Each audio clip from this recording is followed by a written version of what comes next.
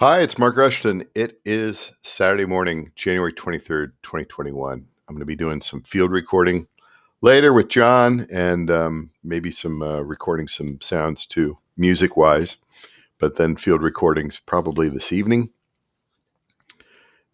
church bells and stuff like that.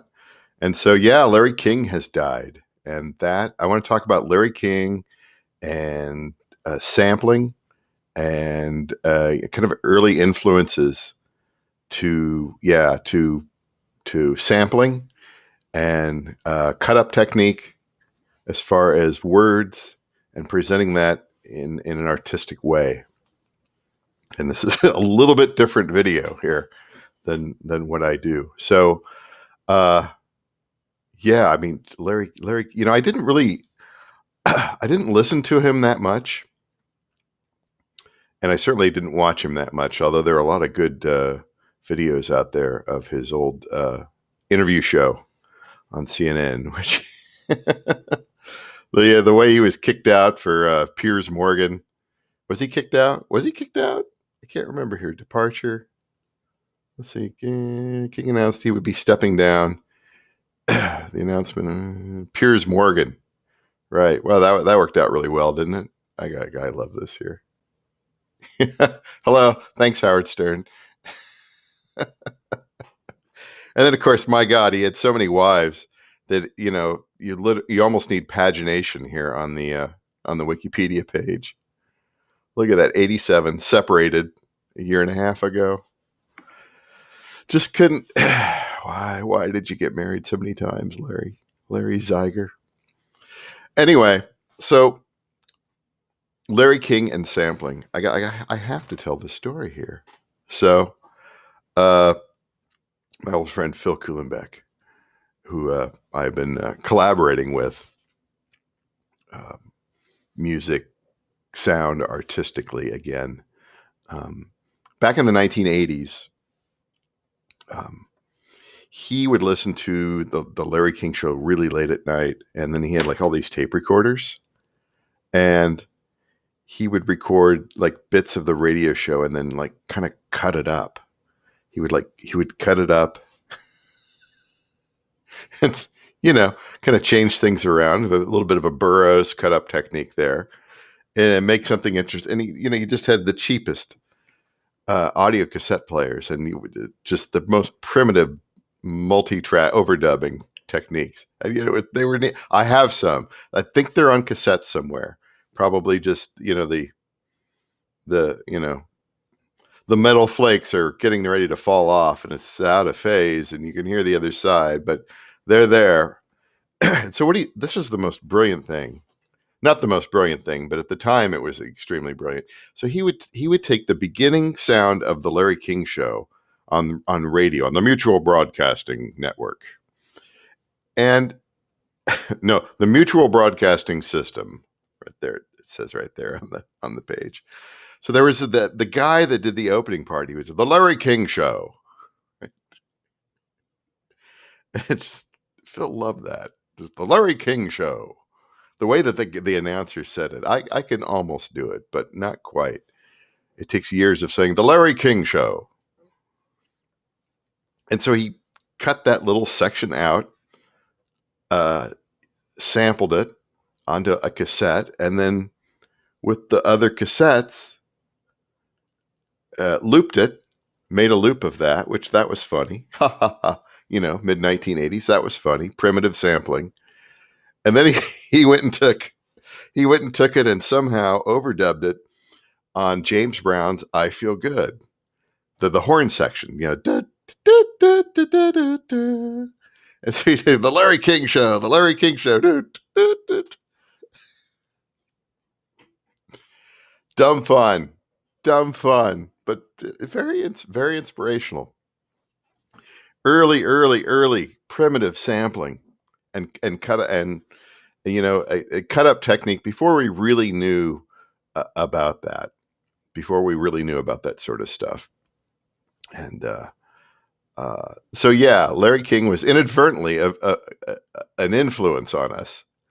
Just the whole, and then I always liked like he has said this philosophy over the years where he would he wouldn't read the book. He didn't do that much research. His job was as the interviewer to uh, bring out stuff from the people he was interviewing, and uh, you know Howard Stern used to give him crap, and he always had that you know he always had this photo in the studio.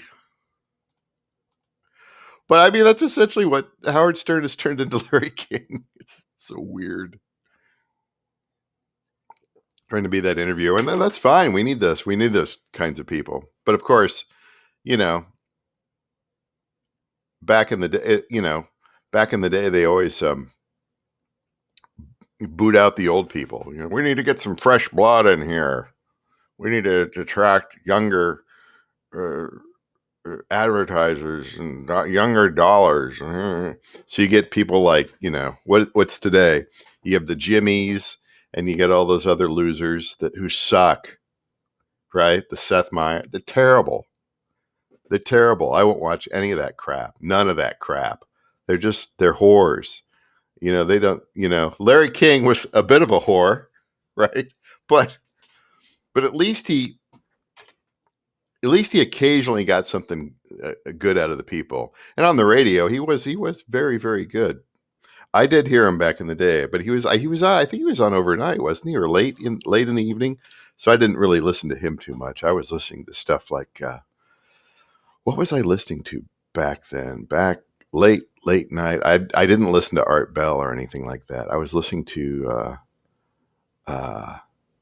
gosh. Was Sally Jesse Raphael on the radio back then? I think so. And Dr. Harvey Rubin. And who else was on back then, real late at night? I remember listening when Tom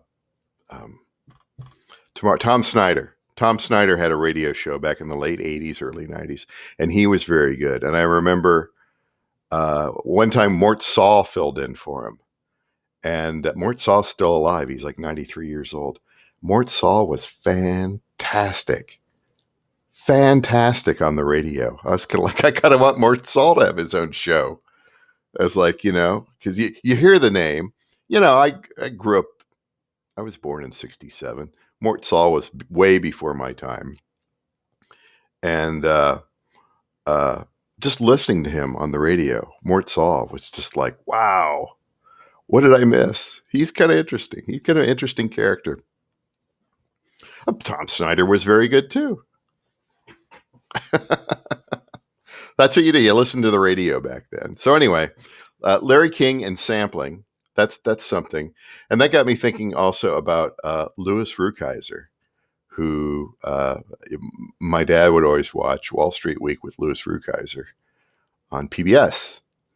And then there was always that opening theme song, which I think influenced me in a very bad way.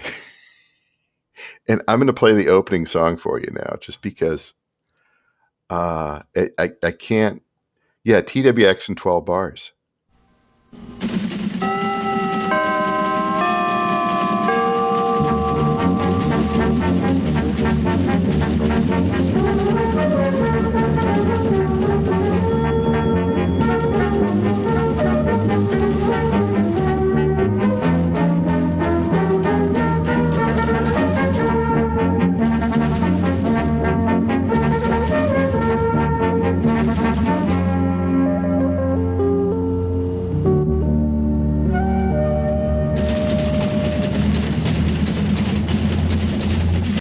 Well, as somebody who loves sampling and all that, how could you not be just mesmerized by that theme? Everything that's going on in there with the flutes and the typewriters and the the arranged typewriters. Oh my God. It's just and so yeah, Louis Rukaiser was kind of essentially booted out. He wasn't fired, but he was booted out, and that made me come up with made me search for the interview with Larry King did with Louis Rukaiser back in what was it, 2002. when he was booted out of Wall Street Week with Louis Rukaiser, and they changed it over to Wall Street Week with Fortune. Which, where did that go? That's just been that kind of disappeared, and it's sort of been, the name has sort of been resurrected. But come on, you can't replace Louis Rukaiser. Just kind of like you can't replace Larry King. You know, who are you going to replace Larry King with? Those, you know. So why would you watch that anymore? He had a lot of interesting people on. And, if Larry King, he really, as I like to say, he really lived past his sell-by date, with all of his heart attacks and everything like that. I mean, that guy was really lucky to live as long as he did, all those, he had that book, Mr. King, You're Having a Heart Attack. So, anyway, just a short little video just about, things that sort of influenced me in the past. And, just kind of big names from the past. Larry King's another one of those that just inadvertently influenced kind of what I do today. And through other people, again, through the advent of very early sampling and very rough multi-tracking. I can't even think what we would do to, if we were like 30 years younger or 40 years. what would we be sampling and putting in the computer today? It'd be so easy. It's so easy today. But back then, you just you're playing around with what you got. And I certainly wasn't like Ferris Bueller with the what was it, the Fairlight or the Synclavier or whatever in Ferris Bueller's Day.